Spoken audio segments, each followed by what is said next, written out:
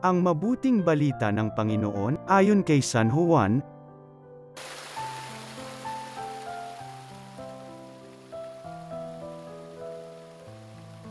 Noong panahong iyon, nilibot ni Jesus ang Galilea. Iniwasan niya ang Judea, sapagkat ibig siyang patayin ng mga Hudyo roon.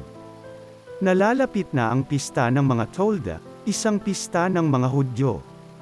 Pagkaalis ng kanyang mga kapatid, si Jesus may pumunta rin sa pista, ngunit hindi hayagan. Sinabi ng ilang taga-Jerusalem, hindi ba ito ang taong gusto nilang patayin? Hayan! Lantaran siyang nagsasalita, ngunit wala silang sinasabi laban sa kanya. Baka naman nakilala ng mga pinuno na siya nga ang Mesiyas. Walang makaaalam kung saan magmumula ang Mesiyas pagparito niya. Ngunit alam naman natin kung saan nagmula ang taong ito. Kaya't nang nasa templo si Jesus at nagtuturo, malakas niyang sinabi, "Ako ba'y nakikilala ninyo? Alam ba ninyo kung saan ako nagmula?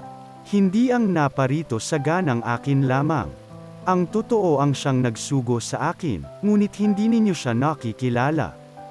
Nakikilala ko siya, sapagkat ako'y mula sa kanya at siya ang nagsugo sa akin." Tinangka nilang dakpin siya, ngunit walang nangahas, sapagkat hindi pa niya oras. Ang mabuting balita ng Panginoon.